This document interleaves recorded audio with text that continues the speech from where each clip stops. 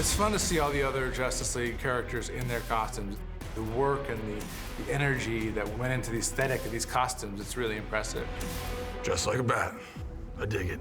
You actually kind of geek out when you get to see everyone. They look unbelievable. Like, it's truly like a little fanboy moment, or just you feel like a little kid and you go like, that's Batman. Not that bad. Well, my hat is not that big. The first 2 days that we were shooting in groups, I was bursting out loud, laughing all the time. One moment, I'm being super serious, and I have the sword and the shield, and everyone are dressed so beautifully, and everyone looks so strong, just like in the comic books. And then they cut, and I look to my sides, and I'm like, what are we doing? It's like costumes, it's like Halloween. It was really, really funny, but it was awesome. It's a great experience. One of the most glorious times for me is the early time of research and development. There's lots of time to really do your homework, look into new fabrication technologies, new materials, new techniques, and just the design language that's constantly evolving to try and make these characters appealing and relevant to modern audiences. As well as researching the 75 years of the legacy of all these characters and how they've been drawn through all of the decades and what they've come to mean to people, what they stand for.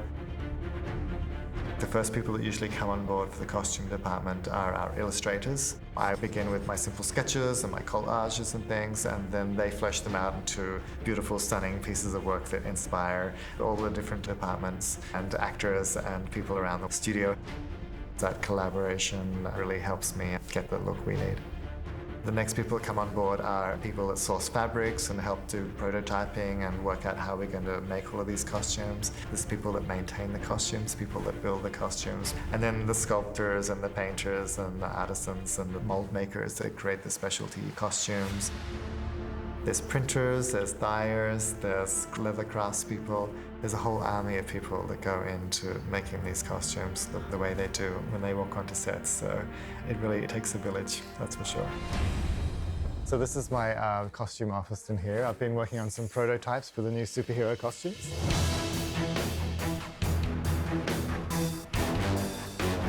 This is where we have meetings with the director and show him what we've been working on and the new ideas that we're developing for the superheroes.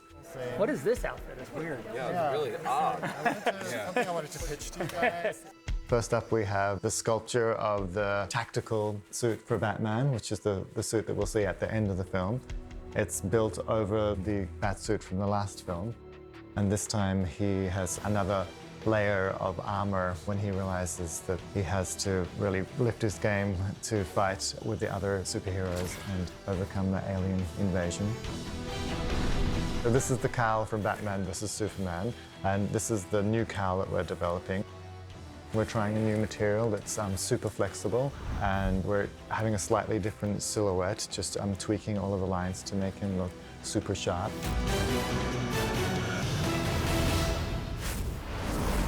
Over here is our Aquaman corner. This is a scan of Jason, and in the computer we take the scan and we draw the costume over his body so we can get all the proportions right. We can play around with the shapes and make sure it all looks great. We did lots of tests here of colors, different goals. Zach really wanted the costume to feel ancient and broken down, so we're playing with that with our paintwork here. Whether it's the trident, the eyes, the costume, when you put everything on, you're right into the character, and that's the beautiful thing. That's when you're working with really talented artists. From props to, obviously, Michael, who has made all of our costumes, and they're amazing. Yeah!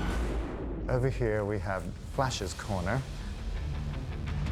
With this costume, Zach wanted this great mixture between a very high-tech approach, but also low-tech, lots of beaten-up kind of textures.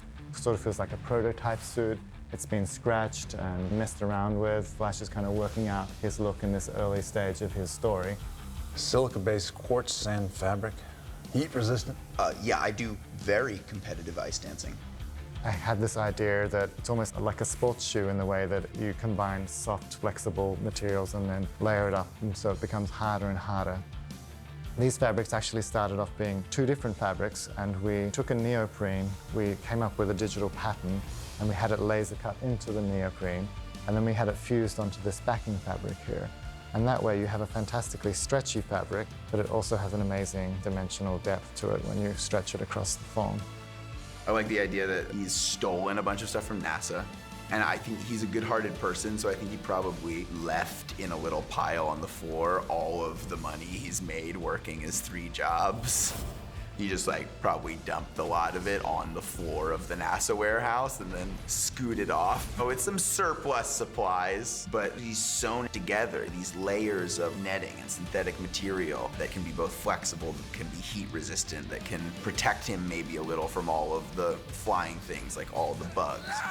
You have to imagine the bug nightmare of if you've ever driven fast down a highway, then you know that the Flash has bug issues. Yes! It was gross! Oh! Cyborg was another character that it was my responsibility to come up with the look for him. I worked with my concept artists to create lots of different artwork to inspire what the final look for Cyborg might be. And it's ultimately going to be a character that's created digitally in the film, but in pre-production we sort of had to work out what his look was, how he works with the look of the rest of the team. And so with him, the main thing to convey was the language of his costume is alien, it's apocalyptic. And so we wanted to avoid any fixings or any details, any technologies that seemed human and sort of known to us. And so in the computer, we created lots of different sort of fractured textures, lots of sort of impossible junctures. You want to turn it on so see if it shines through it on? Okay, I don't forget how you make the heart symbol, but that's all right. This is my heart. My costume is mine because it's pajamas. I have the CG mocap suit, and I've actually grown accustomed to it now. When I got to see everybody else in their costumes, I was jealous at first because I know I'd have to wait to see what mine looked like. Amber light on! What you see in the films is human face on the right-hand side, and the rest of the body is a sort of digital prosthetic that we've created and replaced. We've stayed as faithful as possible to Ray's performance throughout the movie, and he definitely guides it. Victor, no! Victor!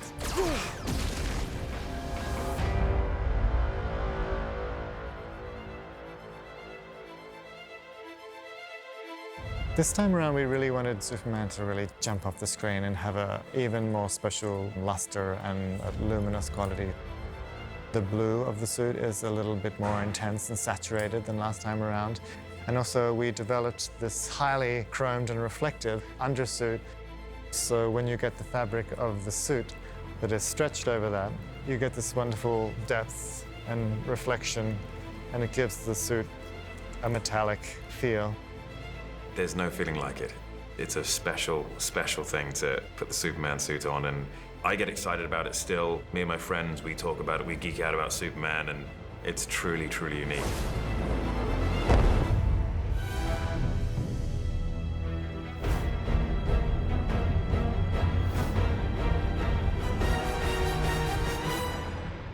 What I wanted to achieve with Wonder Woman's costume is to get a mixture of strength but also elegance. She's a legitimate warrior and a fantastic, strong fighter, but she also, the way she fights is very different from the other characters. She has a real discipline and a strength and a majesty to her way of fighting, and that extends to the whole Amazon culture.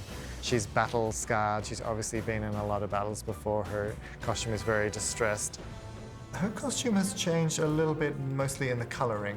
It's a little bit more vibrant this time around. It has a little bit more glow to it. And also the biggest change is probably just the practicality of it all. I need to be able to fight, move, sit, kick. We ended up having, I think, over 14 different costumes. One is softer, one is shinier, one is heavier, one is darker, one is lighter. So at the end of the day, I was as comfortable as could be in this type of costume. Oh, that's the best part of it. This film is definitely, hands down, the most epic, huge-scale film I've ever worked on. I have a great team of people that help me carry that off, putting ideas down on the table and make sure that all of the storytelling in the clothes is happening in a clear and powerful way. There's no limit to the amount of detail and love and care that we can put into these costumes, which makes it such an exciting project for me. It's been completely a thrill.